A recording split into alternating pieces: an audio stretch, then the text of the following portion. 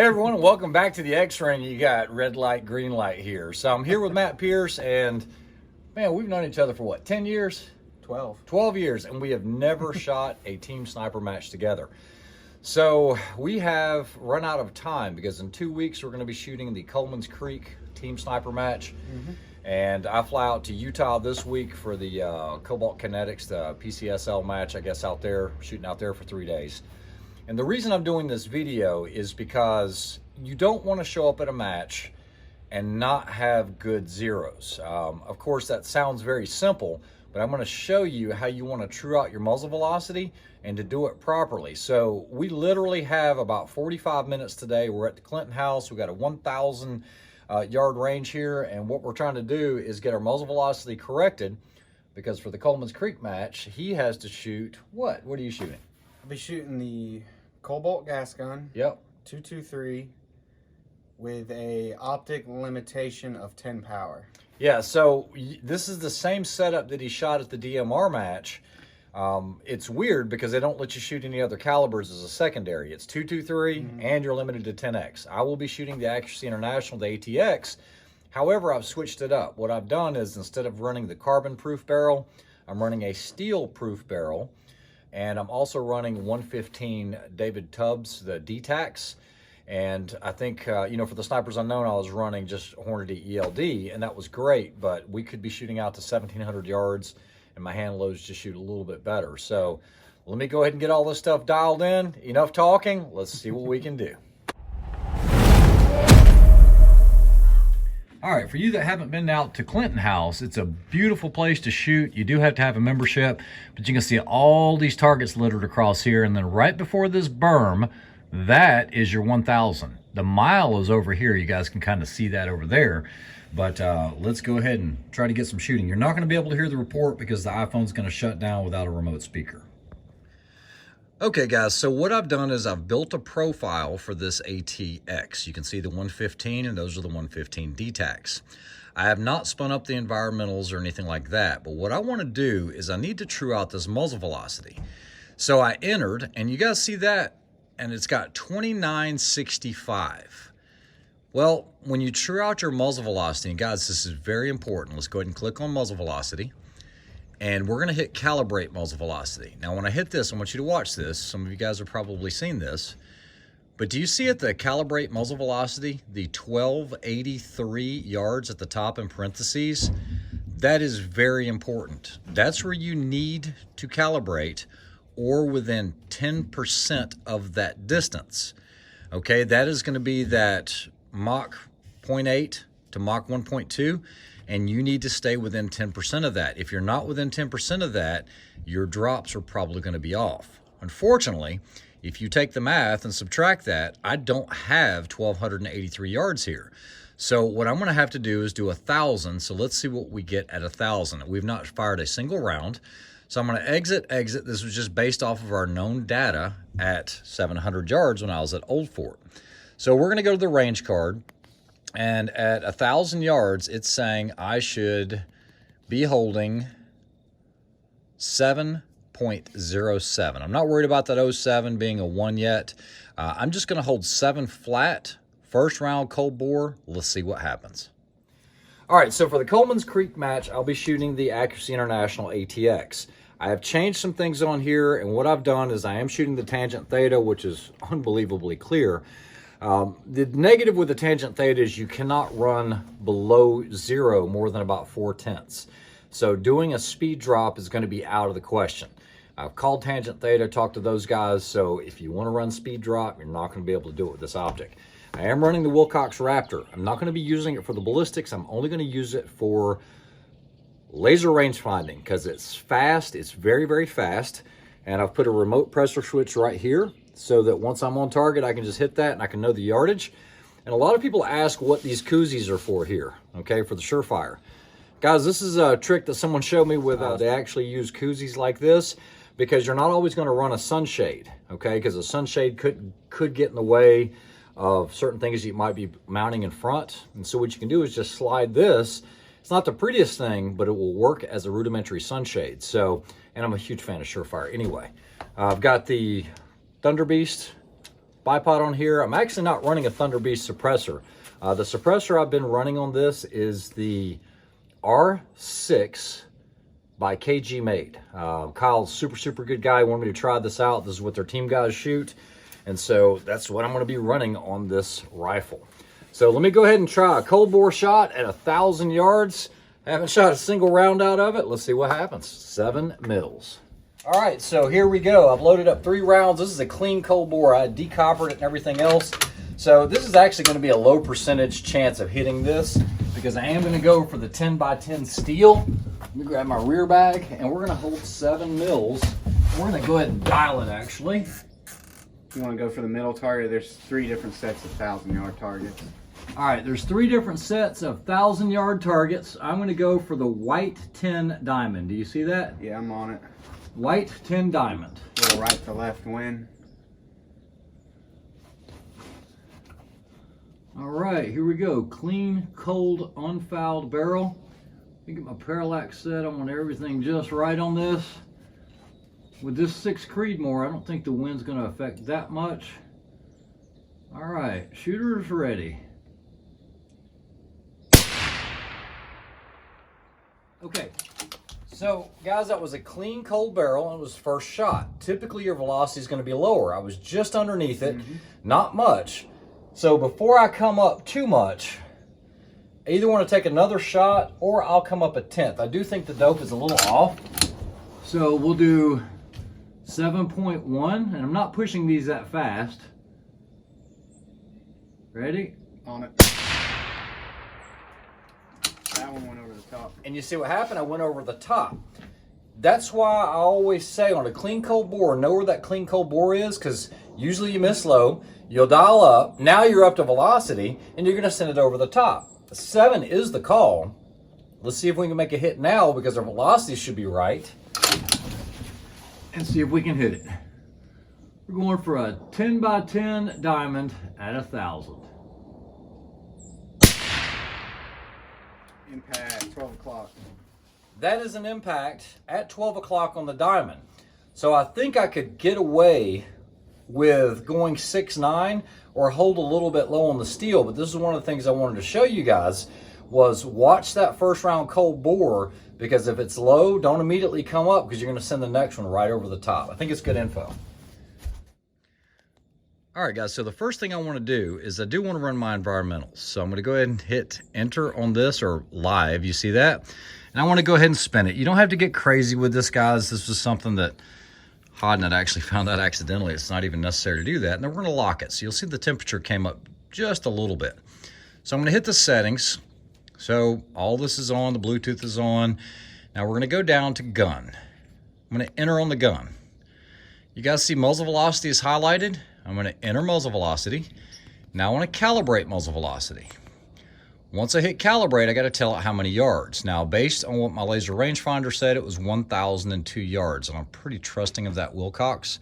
Not that that 2 yards is going to matter, but let's go ahead and go to 1002.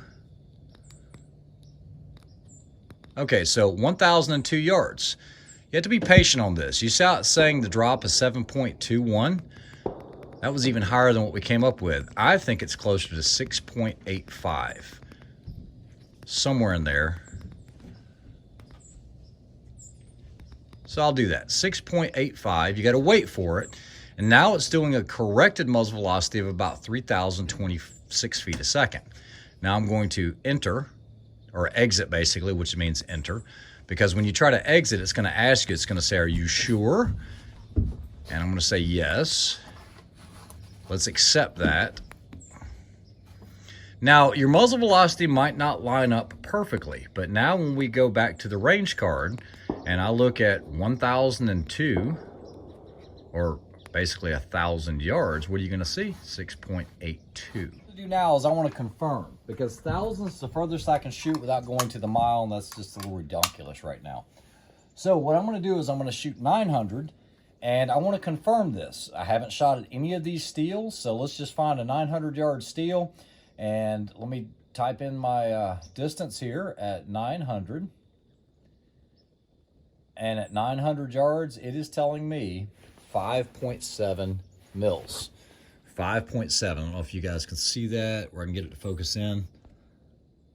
There it is, 5.7 at 900. Let's try to confirm that. All right, guys, so we're going to go 900 yards. It's calling for 5.7. Let me go ahead and dial it down to 5, 6, 7. So I'm at 9.7 or 5.7. 900 yards, middle berm. It is an MOA target, and it is very small. I'm going to hold left edge. Wind is moving a little left to right. What'd you see? That looked off left.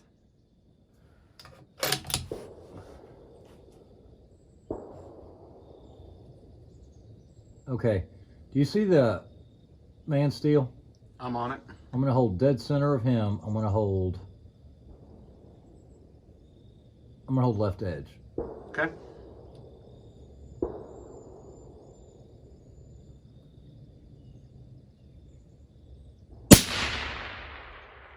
Left edge.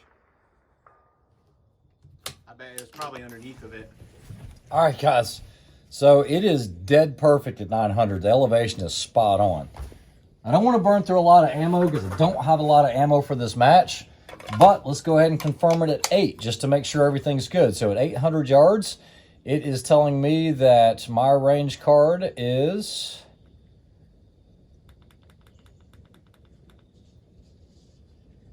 4.7. 4.7 at 800. Come left of that 900-yard target. You'll see it. On it. It's MOA too. All right, let me go for the white man steel because I want to see elevation more than anything. I'm dead centered on the man. I'm going to hold center, center. It's center, center. So guys, this stuff is spot on. So I think we're good enough. What else can I say?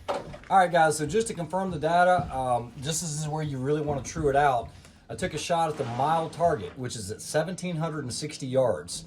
I was able to hit the MOA target at a mile, and it's a circle, and the dope on the Kestrel called for 20.7 mils, and I made the impact at 20.8. So that shows you how good this stuff can be. It's time for Matt to confirm his data. We're going to start him off at 400 yards. He is shooting a Cobalt Kinetics with a 20-inch proof. Let's go white, big round. 400. 400. Left side. Huh? Left side. No, go right side. Go big round. One impact on it. Yep, just give me one hit. Now, you're not on 400 white. You'll have to. I said right side. You said right side. 400 white, right side steel.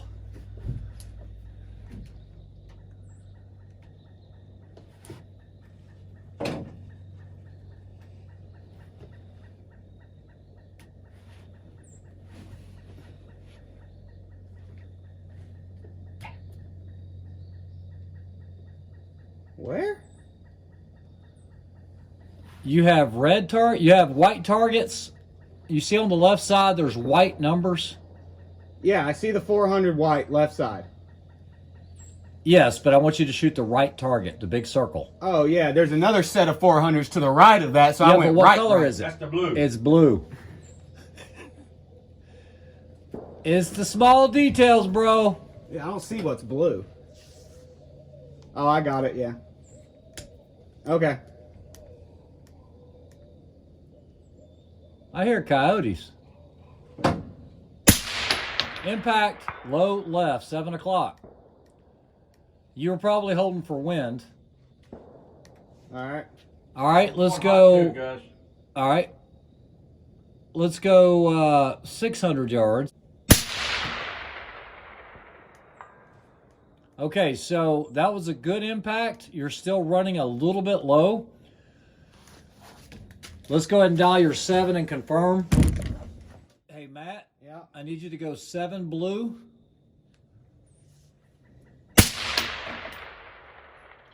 Okay, so that was low. I want you to hold 12 o'clock on that plate and hold half mil left.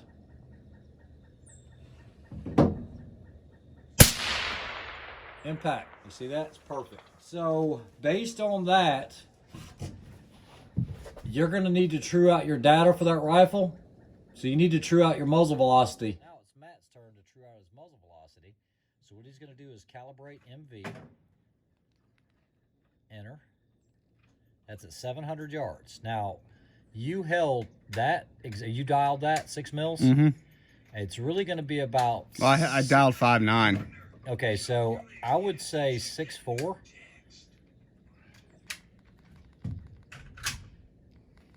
You always want to try to confirm this, folks. Because he, at the top, you see he needs to be calibrating at 702. Well, 700 is good enough. He waits for a second. Now he's going to exit. He's going to accept. Exit. Exit.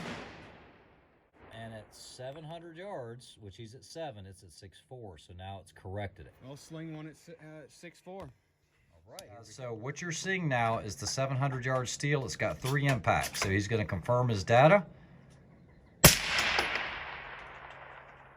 And he's not holding enough wind. Hold just a little more wind left. You guys see that? You can see the impact. It hit at 12 o'clock. So he's still a little high. We might want to true that out again and just make it around 6.2 or 6.3. So he is now holding 6.2 at 700. See that impact, guys? Nice. So hold, right now the wind's coming up. Hold me about 9/10 left. Elevation, I think, spot on.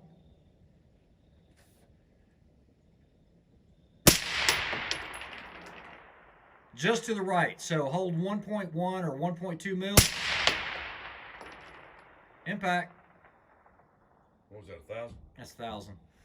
All right, that's it. Good job. Yeah, guys, he definitely was able to pull it off at 1,000. We just wanted to confirm this data. It's no big deal shooting a 223 at 1,000, but you got to confirm that data. This is beyond the Mach 1.2, so you do not want to true at this further distance, okay? It's bad juju to do that. His zero range needs to be 700 yards or within plus minus 10%. All right, so I hope you learned a little bit on how to true out that muzzle velocity. Matt, what do you have to say about that? I learned something today. What'd you learn? That they're color coordinated out there. Yeah, so, you know, one of the biggest things is actually hearing what your partner might be telling you. I would say like 600 white, and this has 2 lanes. You have white steels with a white number board and a blue steel with blue number boards. Mm-hmm. And it's really easy when you get in that moment to shoot, especially in a team match, to or yeah, but you really didn't listen to what the guy was saying. Because if I'm sitting there spotting for this target and he's on a different target, even though it's the same number, you know, if I'm going white 6, process that. You got to hear it. And it is tough. That's why we choose to run suppressors. Yeah. Anything else before we cut out of here? No, I think we should be good to go. All right, guys, we're looking forward to it. I'll try to bring you some footage this coming week from Utah. We're going to have some fun with shooting some 2 gun. Stay tuned.